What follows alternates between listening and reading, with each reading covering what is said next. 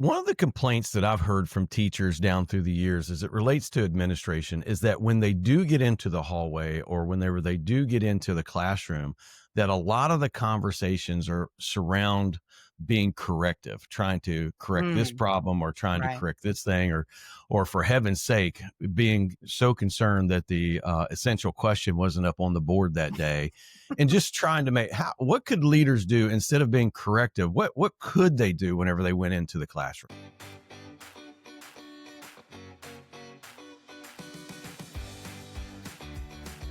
If you have ever worked for an administration that sucks or had an employee that sucks, and when I say suck, I mean sucks the life out of you, sucks the life out of the organization, and sucks the life out of students, but most of all, sucks all of the joy out of teaching, then this is absolutely the episode for you. So if we haven't met yet, my name is John, and this is Teacher Talk, where we restore joy to the classroom one teacher at a time. And today we have my friend and colleague, Dr. Lisa Pinder, live in the Teacher Talk studio.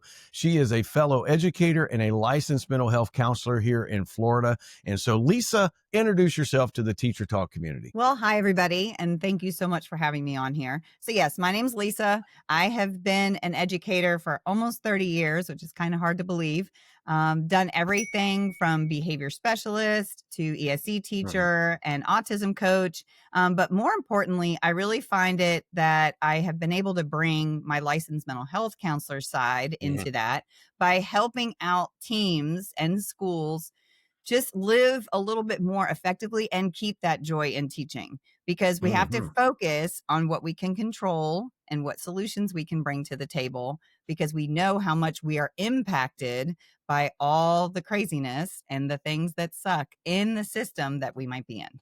Absolutely. So one of the biggest things that I've heard you say down through the years is that the biggest make or break factor in a school is the leadership. So maybe you could explain to us on the front end, what does it look like when leadership is healthy? Well, I love the quote, live together, die alone. It's from Lost, a TV show, but I really believe that, because as long as we work together, then we know that we are able to kind of do whatever we need to in order to survive.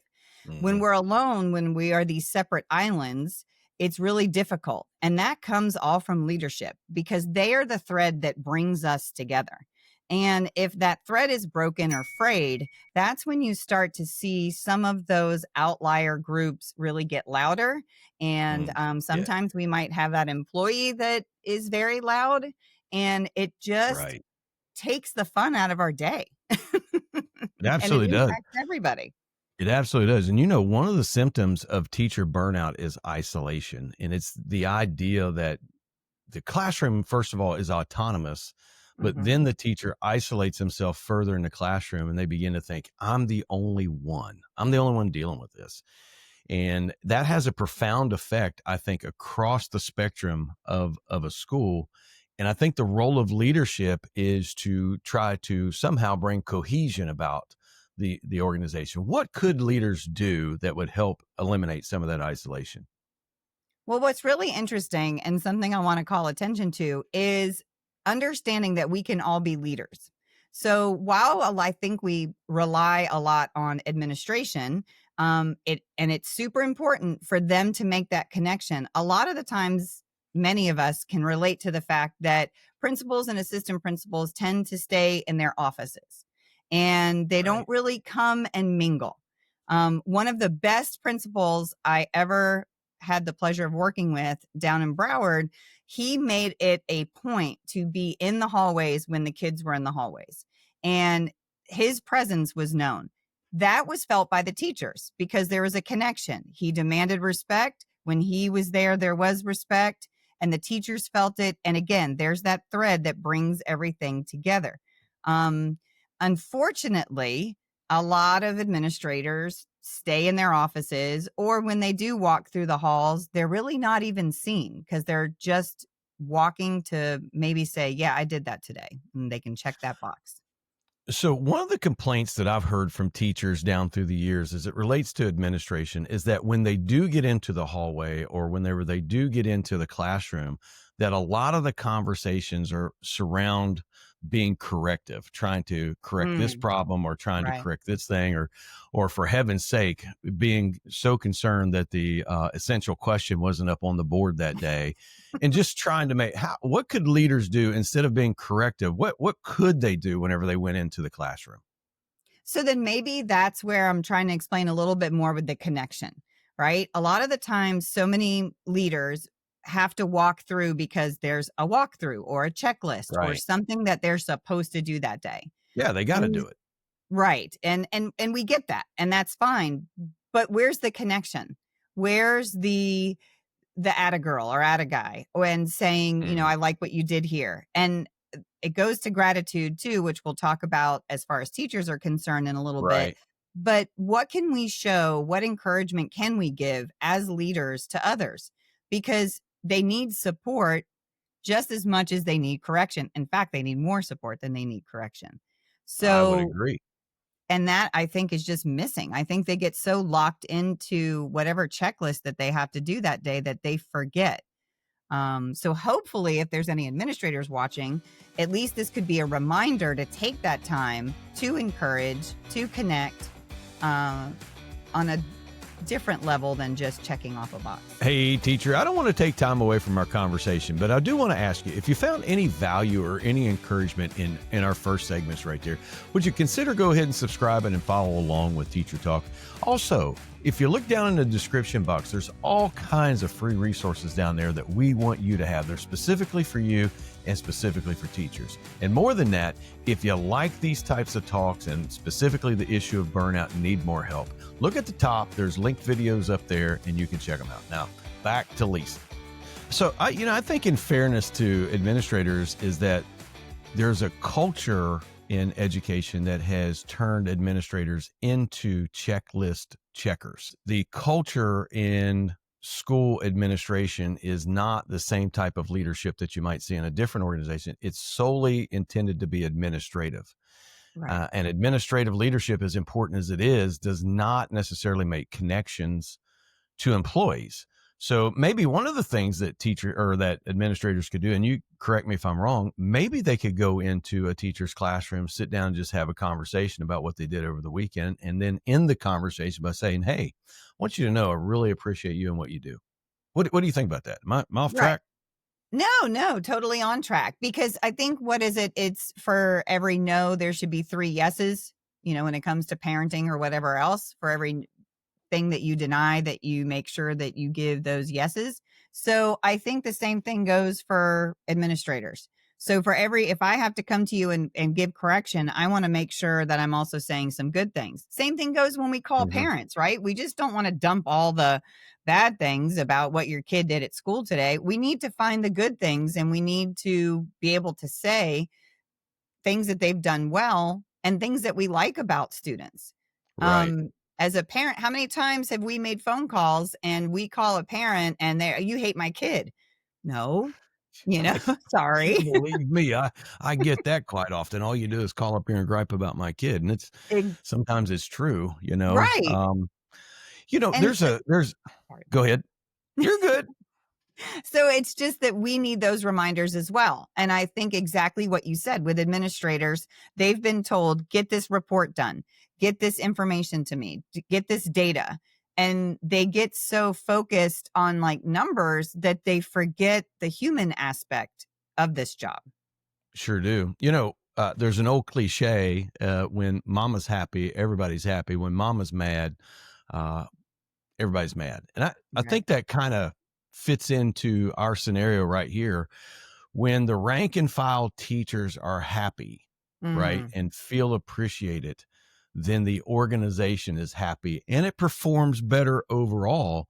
Mm-hmm. But boy, when they're ticked off, bad things are coming, wouldn't you say? Mm-hmm. So tell me, what happens when the leadership or the organization becomes toxic? Well, and that's when you're going to see student behaviors increase. You're going to hear about parent dissatisfaction, and we know the power of social media these days. And your teachers are going to start looking to go elsewhere. They do. Yeah, and I've had many teachers in the past that will even leave education altogether. And I'm talking veteran teachers, just because they get to the point of when they're done. So that's why I'm hoping that today we can talk a little bit about making sure you can catch things before you're done. So on the one hand, administrators hopefully will hear this and think a little bit more about the human aspect of teaching. And then teachers can take into consideration where they are, how close to done are they, and then what they can do to make that difference, because it's going to impact everybody. It's just like what you said, it's going to impact teachers, parents, other students, schools. Even I've even seen things happen at one school that impact entire communities. So we really want to try to work together on focusing on what's important for each person, which again will lead to a stronger community. Absolutely. So I think good leadership equals vision, trust, and support, Mm, whereas poor leadership equals chaos, fear, and micromanagement. And yes. I'm reminded of a John Maxwell quote who said that everything, and he goes and he makes emphasis, and I mean everything rises and falls on leadership. Hmm. And the statistics bear that out in education, because the number one indicator of employee retention or teacher retention at a school is the leadership. So, with that being said, I don't want anybody to think that we're like pounding on the admin, because the job is tough. And we're not like taking up the teacher side. But as you said, there is a recognition here that administrators have been given this enormous task of things that have to get done, and they get focused in on that. And at the same time, teachers have this enormous task of things to do also in their classroom, and they feel neglected. The ideal here is to kind of bring these things together. I mean, isn't that kind of the goal? So it is. And I think what's important too is, I'll jump back to something I said earlier.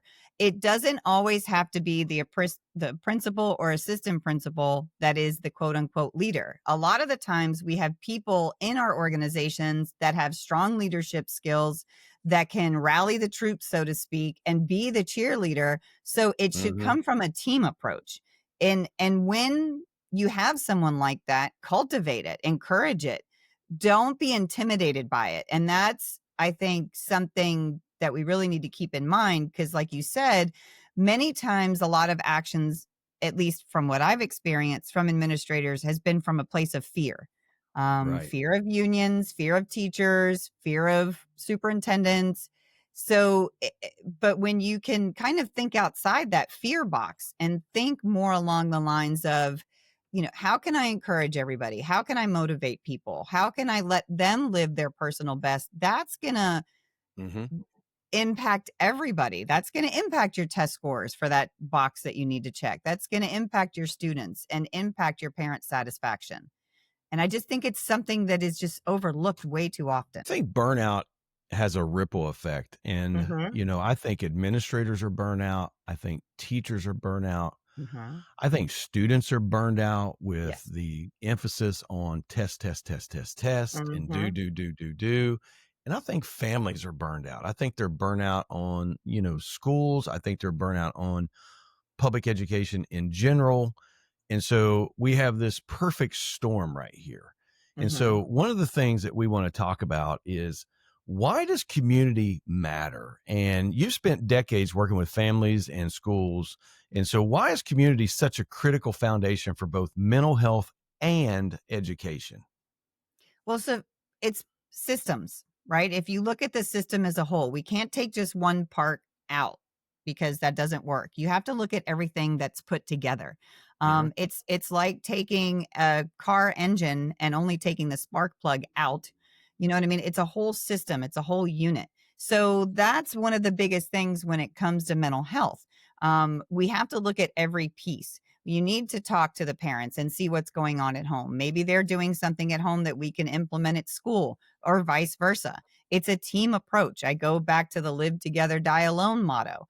And it's very much something that we've seen in kiddos that have special needs, being able to figure those things out. I one time had a student who we couldn't figure out, all of a sudden started having behavior problems at school. He was nonverbal. We were working on communication with him, but just raging, physically aggressive, very upset, very distraught. And we started working with the home of, what's going on, because they were starting to see things too. So we couldn't figure out what had happened. Come to find out, as crazy as this might sound, they had changed the carpet in his room. It used to be kind of cushy and whatever that was, that thicker kind of Right. feel. And they changed the carpet in his room. And once they brought a piece back that was similar and put it in his room, and he calmed down. But we would never have known that. They would never have known if we wouldn't have been working together. And I know it sounds a little bit out there, but the same thing happens day to day. So it's really important that we have that connection. And again, it goes back to administration, creating that connection initially so that it does ripple into everything else. Right. How does isolation accelerate burnout? So I recently had a client just a few months ago who was in engineering. And being a female in engineering is not easy. And she felt isolated because she was a woman in the engineering field, and then kept getting pushed out, pushed out, pushed out. And she had leadership, funny enough, that the same kind of thing. Did you get the report done? Is this done? Is this done? Never, ever asking how she was doing or if she needed assistance with anything, never Yes. giving her praise. So Yes. she isolated to the point where she completely burned out, left the field altogether, Mhm. is no longer even close to engineering. So it's scary because we see so many phenomenal teachers that are kind of walking down that same path, just because they don't feel supported or encouraged. Because, like you said earlier, there's just one more task being put on their to-do list. It seems almost every month. That is absolutely correct. And I think that's what creates isolation when every conversation between the teacher and the administration is, did you get this done? Did you turn that Mhm, form in? Did you document this? Did you do that? And I just think that administrators have the ability to change the dynamic. Instead of, mhm, did you do this? How are you doing? mhm. How was your weekend? How is your family? Are you taking care of yourself? I think those are some things that administrators can do. But the power of isolation, and we've seen the effects of that because we are just now in education getting past the students that were affected by COVID. I think this year's sixth graders were kindergartners when COVID came upon Mhm, our country and we had to go into all this lockdown stuff. mhm, And the behaviors that we saw out of those students that came back post COVID because of isolation was almost ridiculous. And we're mhm. still dealing with them even now that they're older. So if an adult isolates themselves, what type of behaviors should we expect out of them? So one of the biggest things working as a mental health counselor in schools is coping strategies.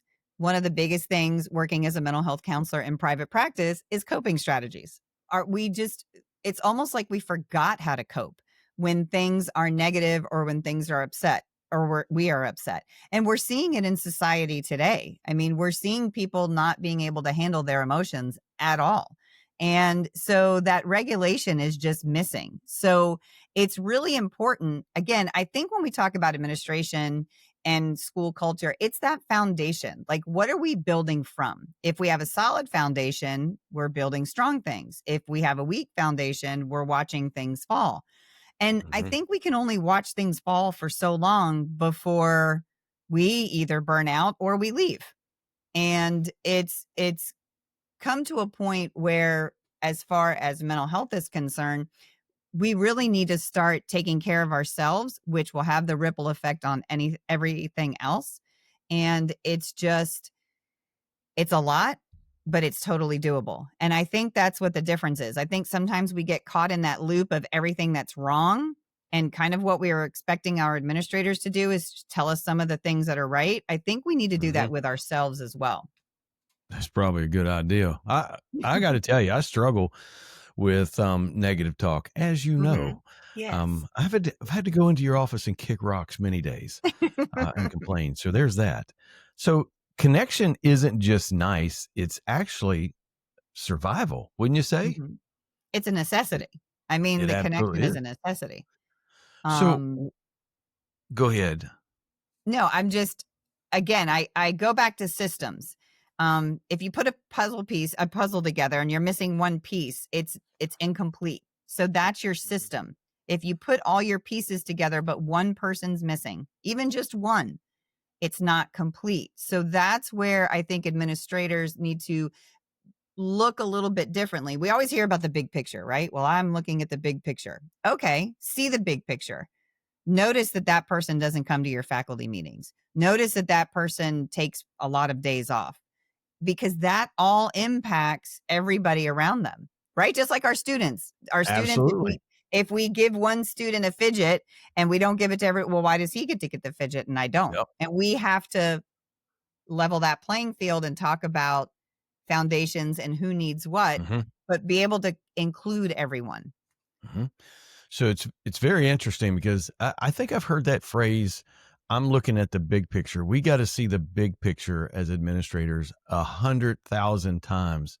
And Mhm. I've often wanted to ask, what is the big picture? Because to me, the big picture is teachers.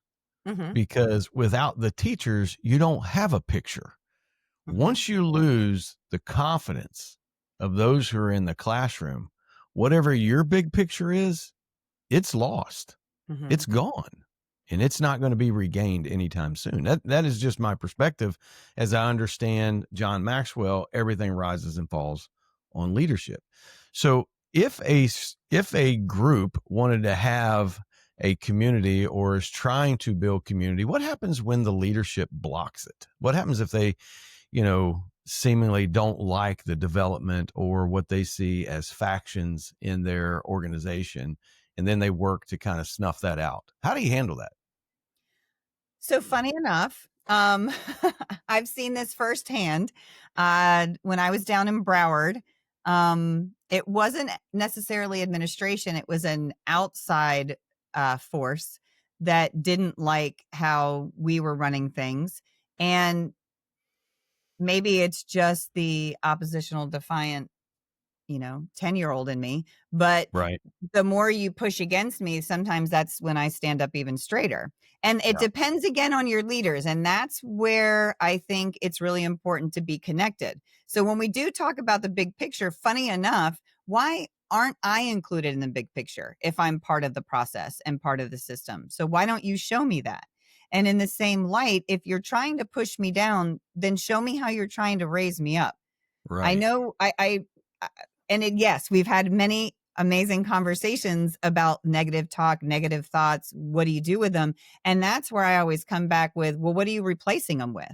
So for every reason that you're telling a student that they need to do something, you also need to make sure that what exactly are you telling them? It's not just always no, no, no, no, no. So that's administrators too. It's not just, did you do this and you didn't do this and I want to hmm see this, but like what also is going right? And it's hmm magnifying, I think, the right just as much as the corrections there. Actually, it's more. I mean, Right. corrections are great, but magnify what you want. So that is an absolute amazing point that I just heard somebody make the other day, is that as teachers, we are taught and we're oftentimes asked to create a scenario where there's 5 positives to 1 negative, Right. right? Interactions with students. And so the question has always been is, why can't there be 5 positive interactions with admin or with others There to you go. 1 negative interaction? But it doesn't seem to be that way because, again, everything seems to be corrective. So what can teachers do when they feel like they're stuck inside of a system that they can't control? How do we develop grassroots communities in our schools? So again, I go back to my own personal experience, but also experience with clients in private practice. The first and foremost is yes, we could all sit here and fuss all day. But I always say, are we fussing or fixing? So if we're fussing, sure, we can complain all the time and it's really not going to get us anywhere. Are we fixing? Okay, what do we need to fix? And oftentimes that falls into what can we control? I can't control the fact that when my boss walks by me, she doesn't say good morning. I can't. I can say good Right. morning though, because that's something I can control. One of my very closest friends down south used to always say, every day we need to make sure we're smiling or laughing. That's the goal. Are we having something that we can smile and laugh about? And I guarantee you can. So I would encourage anyone who is in any kind of a system that they don't like anymore to start to look first inside. So look and see what it is that you do want, right? So it's changing from all the stuff that we don't to what is it that you want. And Right. then it's working on solutions to get you towards what it is you want. And it could be anything. It could be, and one of the big things we ask, and this is something that you and I have talked a lot about it, what do you do outside of school? Or is Right. school just your only focus? So, the biggest thing that probably saved my teaching career was a hobby. If it Mm-hmm. hadn't been for a furniture refurbishing hobby, Yep. I probably would have lost my health Mm-hmm. and my career. But Right. something was therapeutic about that. So, here's the thing. I don't know a single person on the planet that can't tell you what they don't want or what they don't like, yet they can't tell you what they do want. What is an exercise that we could work through that would shift that mindset to where we can figure out instead of what we don't want and be able to articulate what we actually want? What can we do there? So it all starts with awareness. It's being aware of the fact that you constantly are looping that negative. It's understand and catching yourself. That's the first thing you need to do. But then what you need to do is you need to come up with being able to flip it. So what can I say different to that? I had one client recently who would just get very emotional if people, well, that was rude. That was rude. That was rude. So she Hmm. had to stop herself because she was literally training her brain and her emotions to just get upset to, okay, they might be having a bad day. That's all right. Thank you, God, that I'm going to have a good day and moving forward. I love the attitude of gratitude. And I love flooding my mind and encouraging my clients to do the same with positive anything. And this isn't slapping on a happy face and denying what's going on. This is just kind of resetting and establishing a peace inside that is not impacted by what goes on around us. And so again, the first thing is awareness. So, inside the Teacher Talk community, we have the 5 R's of burnout recovery. And I think what I heard you say is the number one R, or the place where we start, is recognize what drains Yes. you, Mm-hmm. and then to put a label on it so that you can reframe that entire issue. So it's recognize and then reframe. Is that kind of what Absolutely. you're talking about right there? Absolutely. That is the perfect way to describe it, because all too often we get caught in that negative loop and we're not getting anywhere. Keep doing what you've done, you're going to keep getting what you got. Do you want something different? Then it's going to take a little work. So first Hmm. things first, recognize, right? And Hmm. look at what is going on and then be Hmm. able to reframe it. So a lot of the times, even when I work with teachers, especially like as a behavior specialist, I would Hmm. walk in and they would tell me every single thing Johnny was doing wrong. He's doing this wrong. He's doing this wrong. He's doing this wrong. And I'm sure they were saying, don't pick that up. Don't run. Don't do this. Don't do that. Well, even lifeguards are taught you don't yell, don't run. You yell, walk. Why? We need the brain will hear, right? They're not going to hear the don't, they're going to hear the run. He had the So run we part. need to tell, right. So instead, we need to tell the person what it is we want. Walk. I say the same thing to teachers, which means I'm going to say the same thing to clients, because our internal voice is usually the one screaming the loudest, no matter what situation we're in.